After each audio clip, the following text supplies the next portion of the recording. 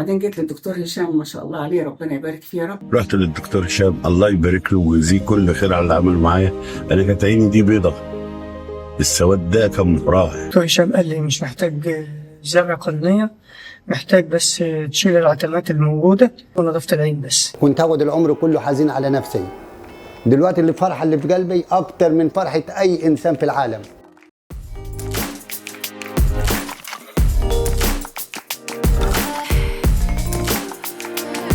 قرنية العين وهي نسيج الشفاف في العين أحيانا يمكن أن تتأثر ببعض عمليات زراعة العدسات والمية البيضاء. زرع خلايا وما نجحتش برضه، ما نجحتش. رحت للدكتور هشام فقال لي لا تتعامل ازاي، بس كان في صديد كتير، كان في التهابات، كانت الحالة سيئة جدا.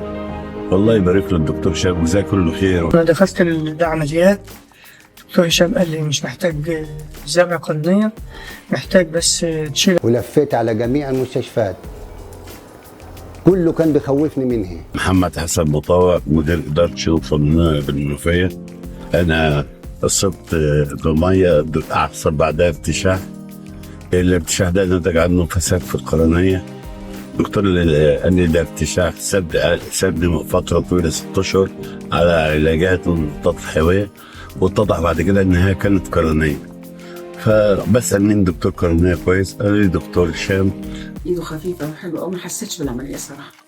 الحمد لله في تطور كبير بقى بصراحة، إن أنا يعني مش هتأثر بالبنج ولا أي حاجة كده يعني. الحمد لله إن شاء الله عليهم يعني، الحمد لله. جيت للدكتور هشام قال لي يعني إيه تعمل موجات صوتية وتعمل رسم عصب ورسم شبكية.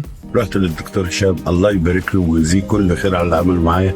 انا كانت عيني دي بيضه، السواد ده كان راح، فبقى منظر تعبني انا نفسيا. لا الحمد لله انا من اول اسبوع حسيت ان بقيت اشوف كويس يعني. في الاول جاي طينه مش ابيض، بيضه. دلوقتي الحمد لله الاسود اهو، مش عارف اشوف، مش خايف ان الناس تشوف تبص بعينيا.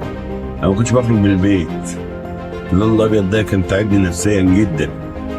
فالحمد لله انا دلوقتي احسن كتير. بقول له الله يبارك لك ويخليك لمصر ويخليك لنا، انت قوه ناعمه من قوات مصر، انتوا العلماء، فاكثر الله منكم وشاء. واي حد عنده مشكله في نفس القرنيه في العين يجي هنا وهو مطمن.